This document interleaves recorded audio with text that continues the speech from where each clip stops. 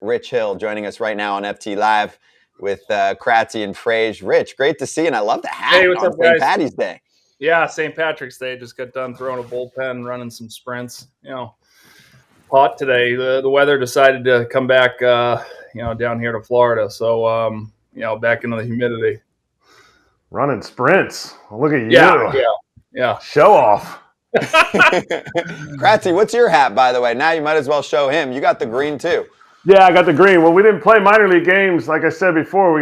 So I had the Cleveland back when we wore the Nice.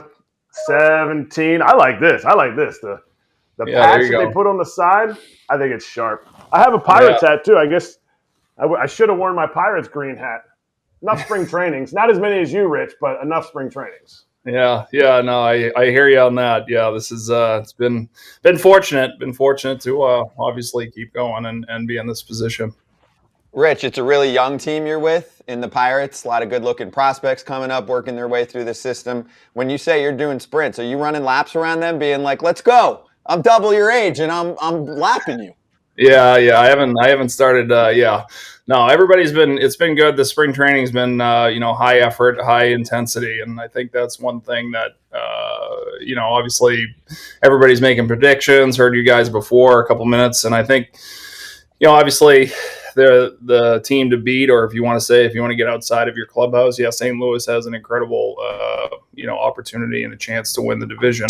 But at the same time, I feel that, these guys have had a couple years of seasoning and being able to fail at the major league level. Now we're moved on past that, and it's time to win. And, with the injection of veterans that have come into this clubhouse, and, you can definitely, I'm hearing it from the younger guys who have been here for the last couple of years, said that the attitude and the direction of everything that has been in the last couple of years has changed coming into 2023 because of that, attitude and mindset, and understanding that, the process is obviously something that we all talk about, but we understand how important it is, on a daily basis. Hey, Rich, I saw Mitch Keller gets the starting nod for the Pirates. We saw that beautiful video. Have you kind of taken him under your wing a little bit, pitching staff-wise, talk to him, listen, hey, this is a good thing, but we also want to do well, that kind of deal? Right, absolutely, Todd. I had mentioned to him, obviously super excited for him, and just an incredible young talent in the league, and something that, been able to watch up close, and his bullpens and the way he works, and his, determination, concentration, his commitment to every pitch when he is, in the bullpen or working on something on the side. But exactly that, to getting the opening day nod, I compared it to, it's a big moment. It is one game. It's always extremely overhyped, but also at the same time, it's a good opportunity to understand what that environment feels like when you get into the playoffs, because opening day has that playoff type feel. It has that intensity and that excitement from the fans and also from the players to be back out there and starting a new season. So I told him to take it as that. And obviously, one thing that I've been preaching to a lot of the guys is that one pitch at a time approach, and understand that, the most important feedback that you can get is how the ball's coming out of your hand, and not so much about the outcome. Yeah, and I played with the Pirates for a little bit. It was pretty much 20 days. But from watching him, I just want to piggyback on that. Seeing him, when he does struggle, it seems like, honestly, he try and overpowers a little bit too much. Even though he does throw hard, is there something like you try and hone in on those young guys? Like, listen, don't worry about the past. We just got to move on, because it seems like these guys, they want to do good every inning. It's like hitting. You can't get a hit every time. Focus on what you can control, right? Right, and as Eric knows too, as well, behind the dish, it's just keeping those guys focused in on that task at hand, and that one pitch at a time. How is the ball feeling? That's the only thing that you should be concerned with. It's not so much, you remove yourself from the outcome and you focus in on the moment. And the more times we can do that, and the only reason why I can speak to that is through experience, and not, if I was younger, I had, great pitchers telling me the same exact thing in a little bit of a different way, but not really understanding how to pick up that concept without getting to the experience part. And then when you experience something, you're like, oh, that's what they were talking about. That's what he was saying. But trying to cut some of that off for these guys is just in doing that, and reinforcing how important it is to be focused in on that one pitch, just as a hitter would be trying to get their A swing off every single time. The pitch that happened, or the pitch that's going to happen, or the swing that happened, or the swing that's going to happen is over, or it hasn't happened yet. So you have to focus in on the moment. And it's as simple as that, as we all know, who have played this game and who are playing this game.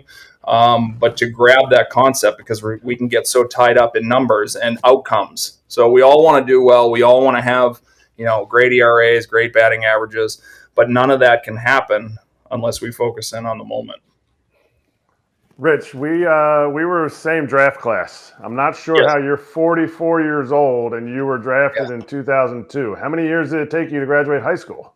Yeah, still have. It was the best 6 years of my life. Wow. No, I stole that from Tommy McLaughlin. But that's so 4 years. But it's been good. I've been, like I said before, I've been fortunate to be able to be in this position and continue to keep playing. I love the work. I do. I really enjoy, getting in the gym, getting that kind of, the day before out of you, even if it was good, the continual process of pushing to get a little bit better, and make sure that you're staying on course to be able to do everything that you can to be successful, especially, when, in my opinion, I'm not a high velocity guy. I'm going to be more of that deception and, using my pitches to mirror themselves or try to create some kind of,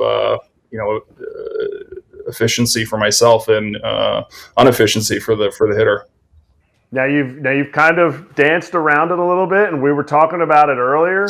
I think Jason Stark wrote an article about the sticky stuff and how MLB is going to crack down this year. And during your resurgence coming up, that was a hot topic when you reestablished yourself, and you've just continued to produce. I want you to talk about that, because I'll say my opinion, and I want to hear from a pitcher standpoint. Like, unless you're throwing like the spitball or something like that, whatever you're putting on there, it's going to be on your hand. So check your hand, get it over with. Like, hey, inform us, enlighten us, give us what you got. Yeah, I mean, I think fortunately for me, I was drafted because I could throw a curveball. I've always been able to throw a curveball, and that's something where, I think we ended up seeing situations where if you didn't have the efficiency of being able to spin the ball, that stuff certainly helped. I mean, we can go back to, Babe Ruth and, all the way back to early days of the game, and guys were forever using pine tar to get a better grip on the baseball, depending upon the environment. And I think the environmental changes shouldn't dictate the efficiency of the grip, but it does. And it doesn't only go for pitchers, it goes for catchers, it goes for infielders, it goes for outfielders. So this isn't something that, is just pitcher specific. I think it gets highlighted to pitchers because of, some of the off the chart numbers that we were seeing, and that's understandable. But as far as being able to get an efficient throw, I think everybody wants to do that out there on the field. But like I said, fortunately, I was able to spin a baseball when I was young, and that's something that's always been able to carry me through to be able to play until I'm 43. So I think that, the good thing is that the checks are happening. I would like to see it not happen on the field. I would like to see it happen somewhere else, so kids aren't asking like, hey, why are you guys, basically guilty until proven innocent? And that's something that, obviously needed to be done in baseball. And I think we're at a good point with it. What do you think's the solution there, Rich? I'm with you. I think it's super awkward for everyone to be watching a pitcher walking off and getting checked, and the umpires feel uncomfortable. I suggested, I was like, maybe it's a third party that's checking them out, in the dugout or something. I know it's not an easy solution. So that was one part of it, is like the league seems to keep coming up with tweaks and memos, and I don't know if they've figured it out. So I wanted to get your thoughts on that. And also what most players say is, hey, let's get a more consistent baseball in terms of how it feels. Right, and I know that there's been, Dan Duquette has a company out there, I think, called Chocolates, and they've been doing a great job and work with trying to get a consistent baseball. And I think just as a hitter wants to get his consistent swing off, a pitcher wants to get a consistent throw off. And as you guys know, playing in Florida or playing in Arizona or Chicago in the middle of July, it's like dunking your hand in a bucket of water and then grabbing a baseball and trying to make a consistent pitch. And I know I'm right when I say that because, and you guys would agree, it's just, and then when you're in freezing cold weather in Chicago or Boston or, even the consistency of the 65-degree days in San Francisco, you're going to get the temperature is dictating the grip, which you can actually adjust that and make it more consistent as a hitter. Yes or no? For sure. Would you guys agree with that? Yes, for sure. Okay. So that's where I think it's, the point that we're trying to make the ball more consistent, which I hope that they can do coming up sooner than later, is for the pitchers to be able to get a consistent grip and get their A pitch off, not to enhance it, not to make it, something that's like, wow, that's ungodly, but something that, obviously is going to be able to be, a proven solution for any type of weather. And that's where the issue comes in. Now, were there things that were taking too far? 100%. But I think that Major League Baseball has, been able to kind of break that up and get rid of those issues that were in the game. Talking about implementing new rules, a lot of new rules have come up this year with the shot clock. I've heard about you talking before. You think it should be 5 seconds longer. Can you expand on that? Why you think it should be 5 seconds longer? Have you tried anything different on the mound to maybe, not per se, better word, manipulate the system a little bit, or are you sticking with what you got? Well, here's my point is that I don't want to see hitters or pitchers have an outcome that's dictated because of a non-competitive act, right? So you're going to be in the box at 8 seconds.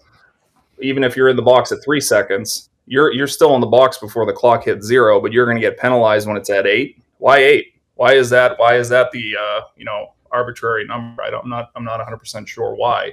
And the other side of it too, why I say 5 seconds is just, the game's still going to be quick. I move quick, I pitch quick, I'm efficient, and I like the pace of play being faster. But I still don't want to see anybody get docked a ball or a strike because of the clock. And why I say 5 seconds is I think everybody can, get into that 20 to 25 second realm. And if you can't, then it's, a little bit egregious.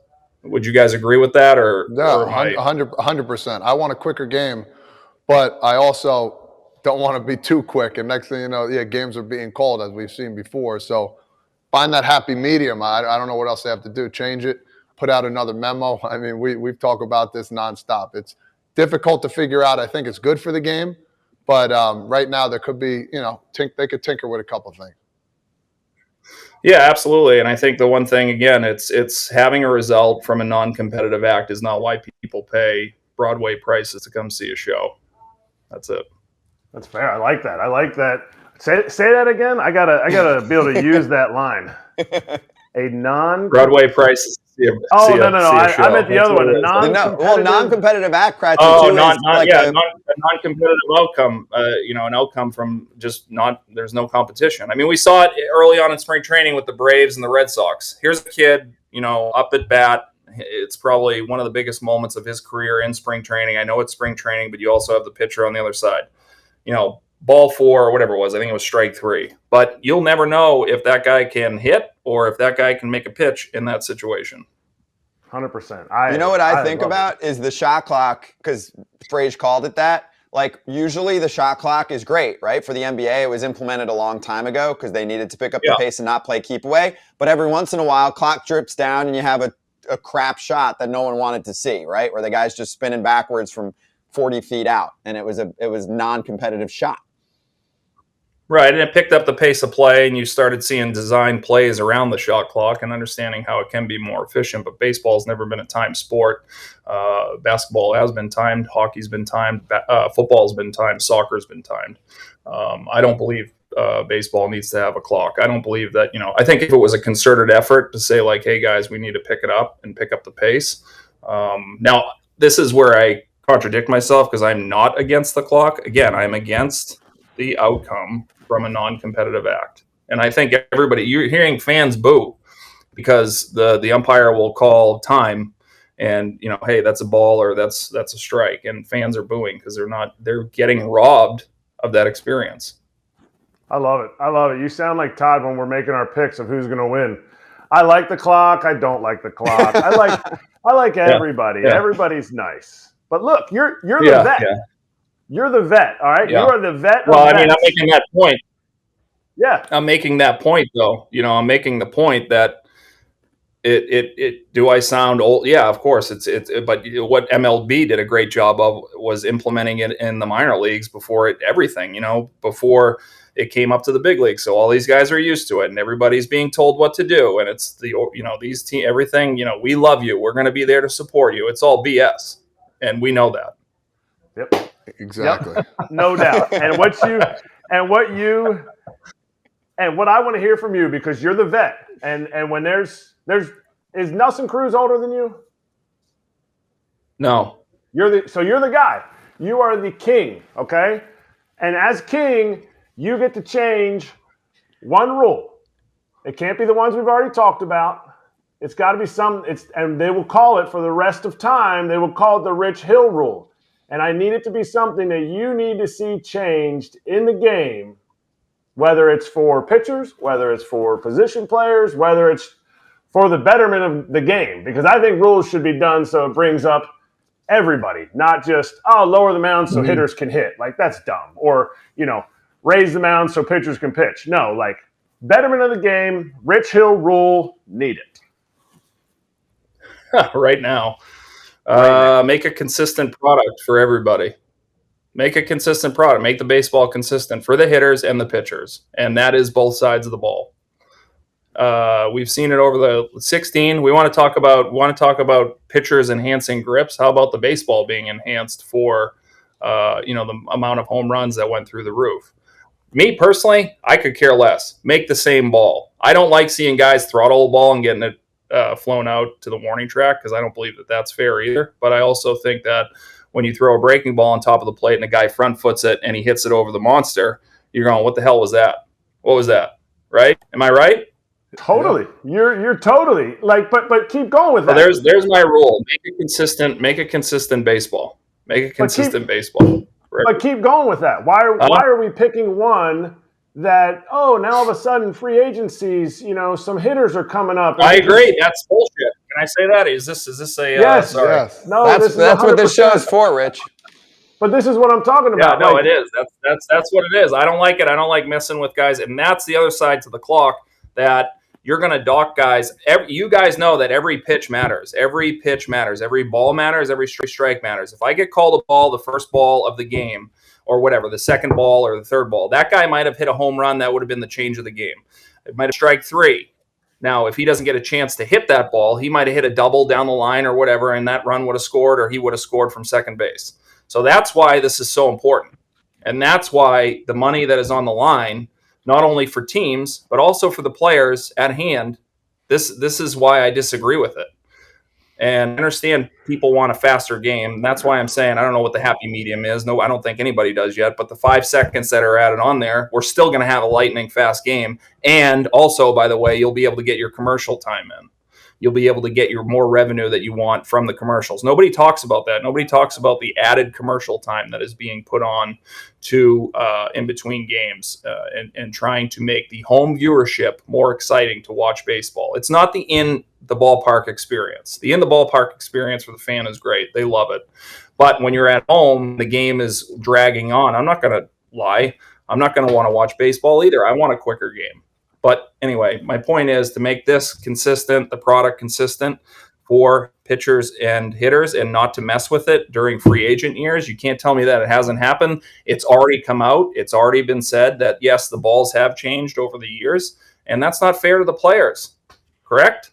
Correct. I mean, preach it from your mountain, because you're king of the mountain. Preach it from your mountain. This is your time. I mean, you're as a veteran, you can think of so many guys in your career that have been veterans, and those guys weren't like, yeah, well, I think it's all of the. This is your time. Like, I think for me, you had a committee of if that's what you want to be on, this ball needs to be consistent.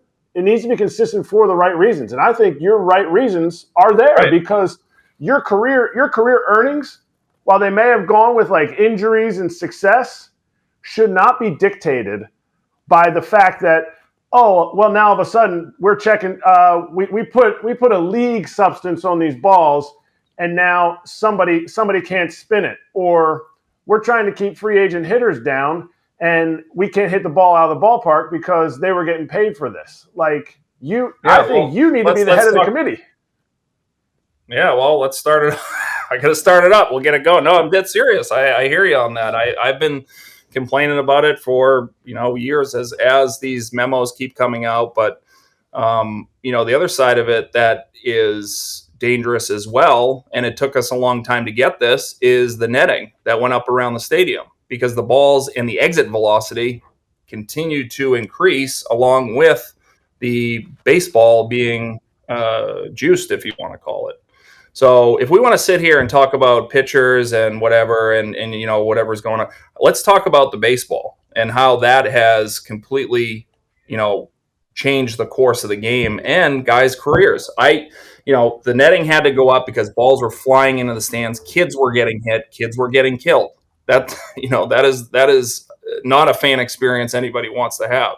And, obviously it was begrudgingly put up, I believe, by owners, but now we have a safer experience for fans. They can come into the stadium. They can, more people are on their phones. They're not paying attention as much, but without the anxiety of getting hit by 115 mile an hour, ball coming into the stands. And I think the other side of it too is the player safety. You get guys playing in from third base, guys playing in from first base. You guys agree?